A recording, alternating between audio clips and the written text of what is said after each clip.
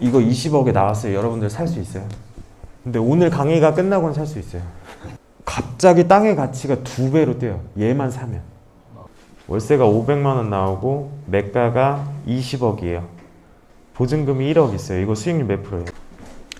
그래서 일단 제 소개를 간략하게 좀 드리자면 저는 주식회사 빌사남 대표입니다. 그리고 부동산 중개법인 대표로도 있고, 그다음에 최근에 그 건축사 사무소도 설립을 했어요. 그래서 건축사 사무소도 있고, 그다음에 이번 달에 이제 저희가 건설사도 설립을 했습니다. 그래서 저희가 건물을 중개해주고, 그다음에 이제 설계해주고, 그다음에 건물 지어주고, 그 나중에 이제 내년에는 컨텐츠까지 좀 넣어줄 예정이에요.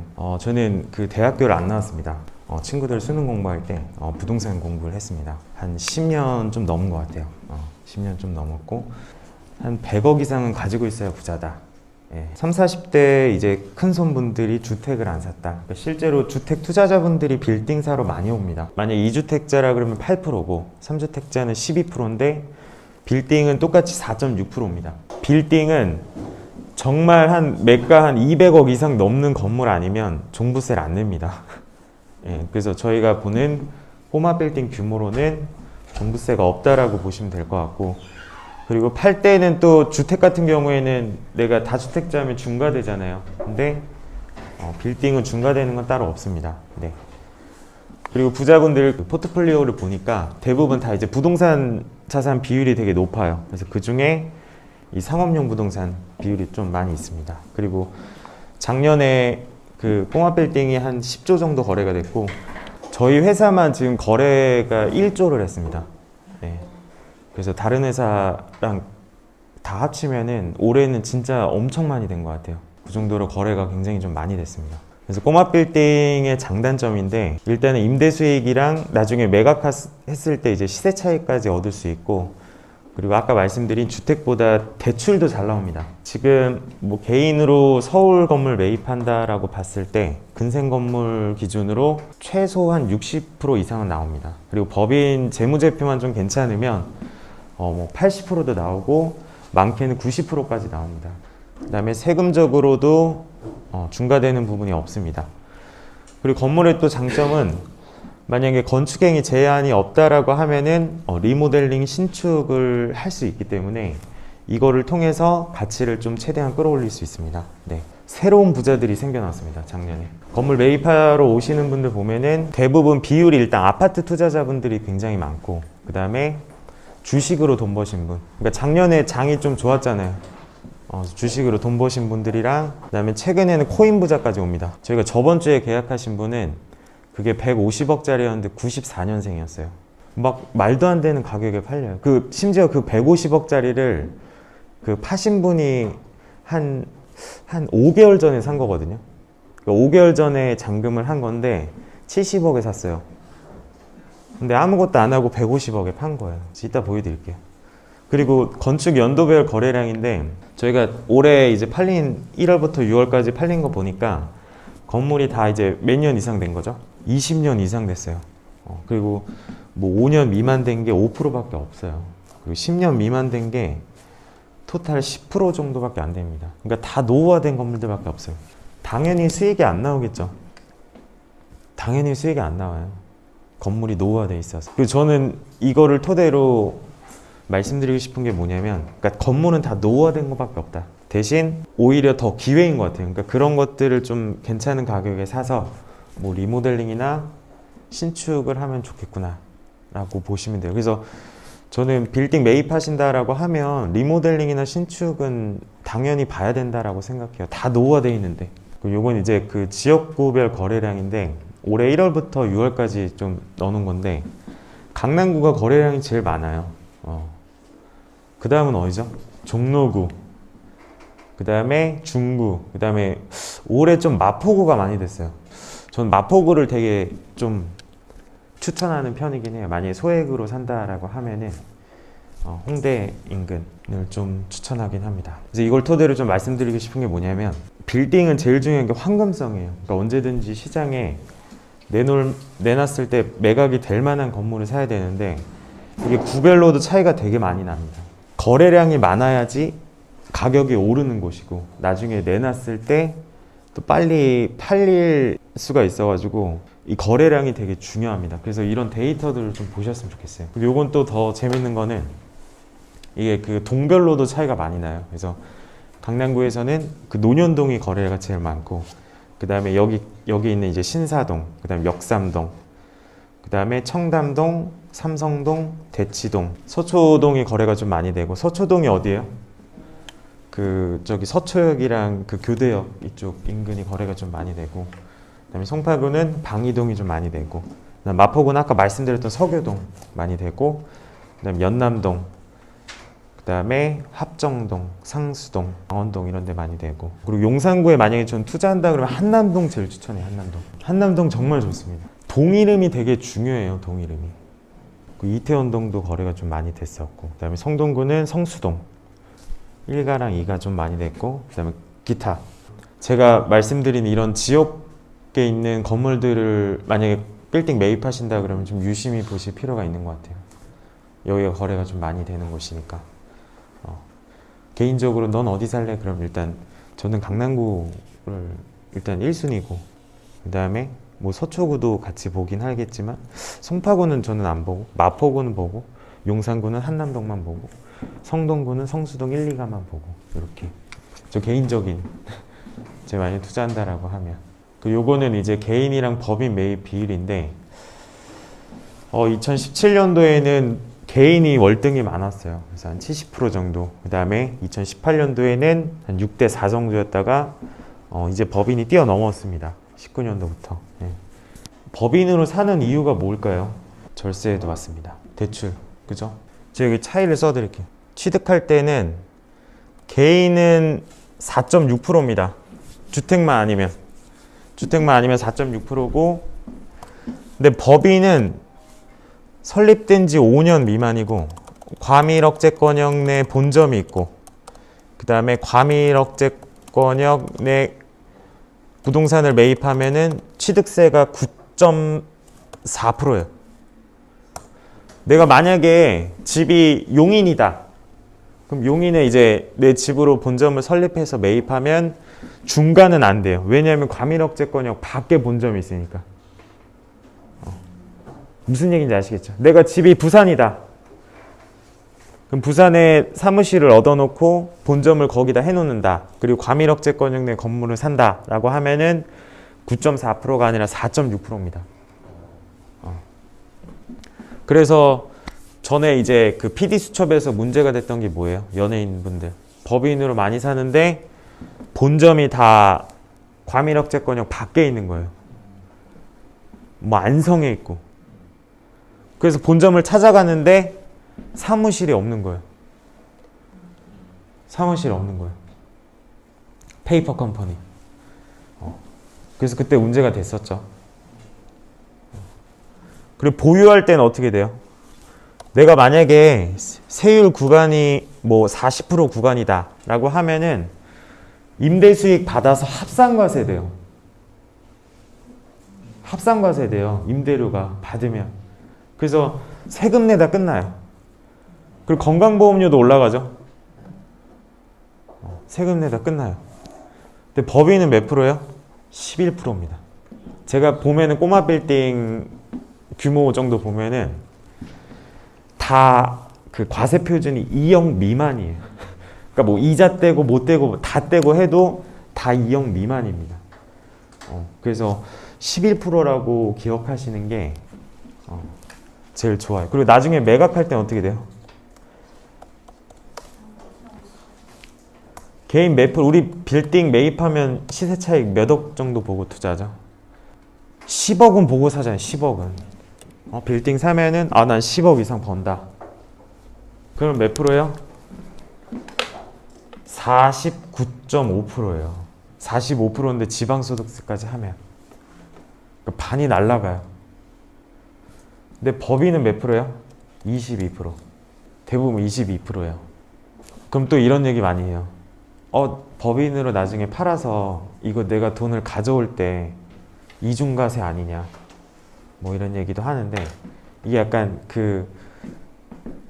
뭔가 이런 책 상으로는 맞는데, 제가 근데 대부분 투자자들 보면은 법인으로 투자하신 분들 있잖아요. 절대 돈 안 빼요. 내가 빌딩 투자해서 20억 벌었어요. 그러면 갑자기 그 돈 다 빼가지고 딴 거 투자해요? 대부분 다 재투자예요. 그러니까 이미 계약을 하고 나서 파는 계약을 하고 나서 이미 다른 건물을 보고 있어요.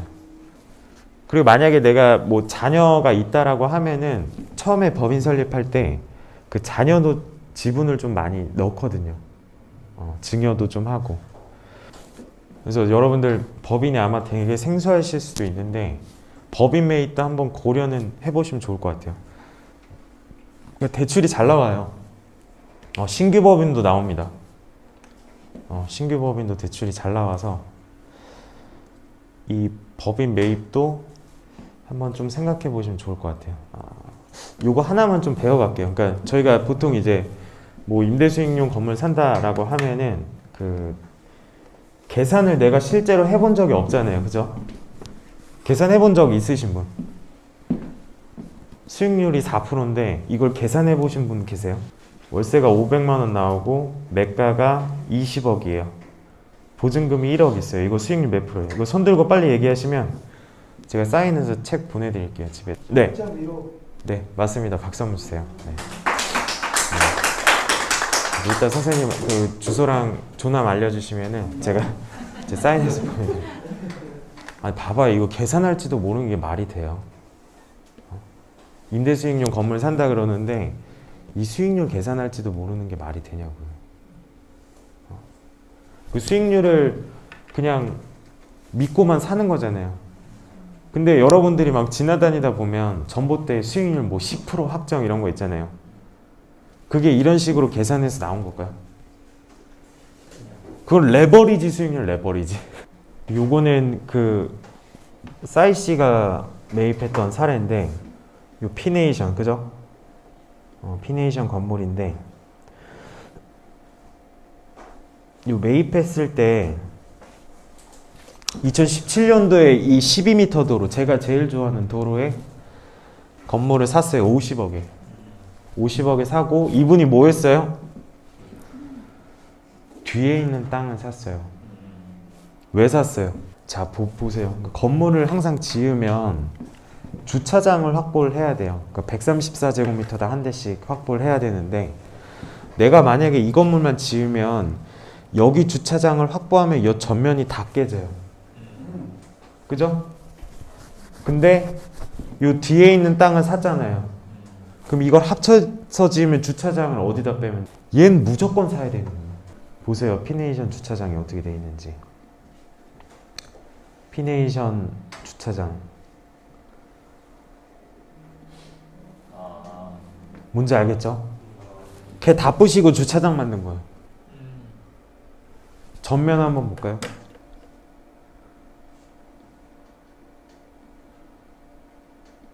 다 살았죠. 그 요 근처에 또 한 거 있죠. 연예인분 여기 송승헌 씨.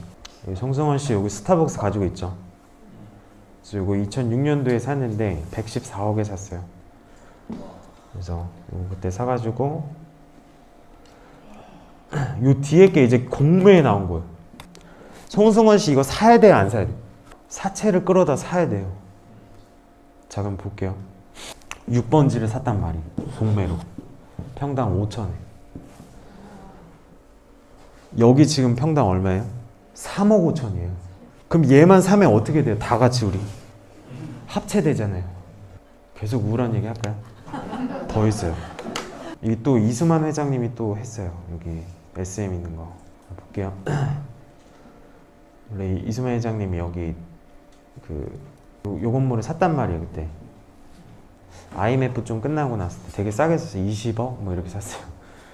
그래서 이걸 샀다가 어떻게 했어요? 뒤에 거 항상 작업하라 그래야 되죠. 원래 지금 이렇게 브릿지 하기 전에는 주택이었어요. 이 두 개 동 사야 돼요, 안 사야 돼요?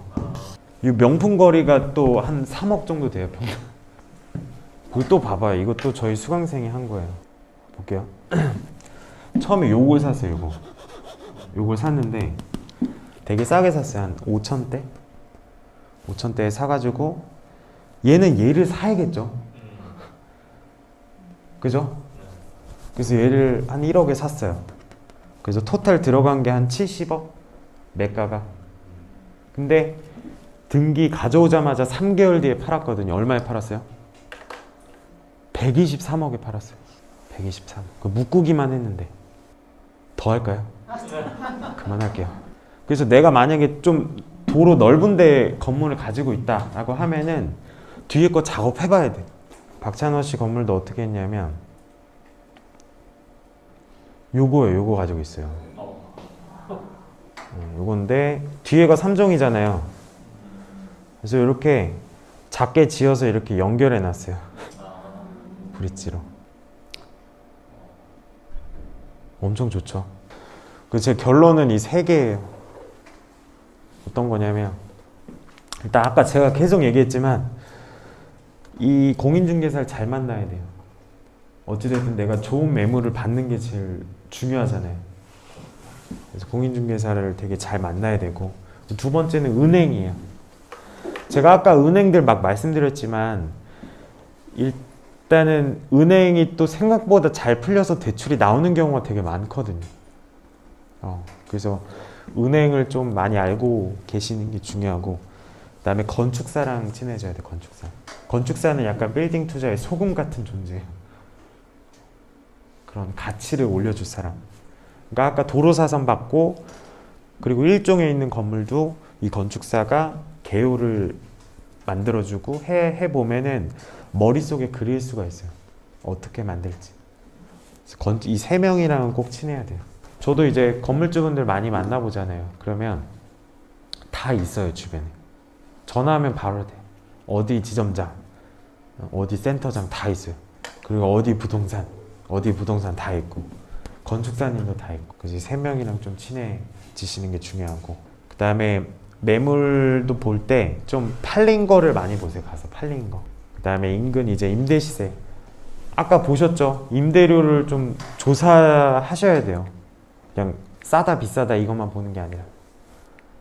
그리고 아까 말씀드린 어떻게 운영하고 어떻게 팔지 이 세 개를 좀 기억하셨으면 좋겠습니다. 그래서 시간이 벌써 이렇게 됐는데 일단 정리를 해볼게요. 저희가 보면은 그 투자 지역들 봤었죠. 황금성이 중요하다고 얘기했지. 그 동네들 기억해보세요. 그리고 아까 얘기할 때 법인을 얘기했잖아요. 그래서 법인에 대해서 한번 알아봐야겠다. 주택 건물 매입하는 방법 얘기해 줬잖아요. 그래서 그것도 한번 고려해봐야겠다. 그리고 아까 보여드렸던 데이터가 많으니까 다 이제 20년 이상 된 건물이니까 내가 리모델링이나 신축도 고려해봐야겠다. 근데 반대로 그런 사례들 보면 도움이 많이 되겠죠. 리모델링 신축 사례. 그래서 팔린 거를 가서 많이 보세요. 다 바뀌어 있어요. 그리고 오늘 봤던 내용 중에 수익률이 중요한 게 아니다. 수익률보다는 어떻게 운영하고 어떻게 팔지가 되게 중요하고, 그리고 수익률 계산하는 거 제발 기억하셨으면 좋겠고. 일단은 뭐 2시간 동안 말씀드렸는데 괜찮으셨나요? 네. 강의 여기까지 하겠습니다. 그래서 감사합니다.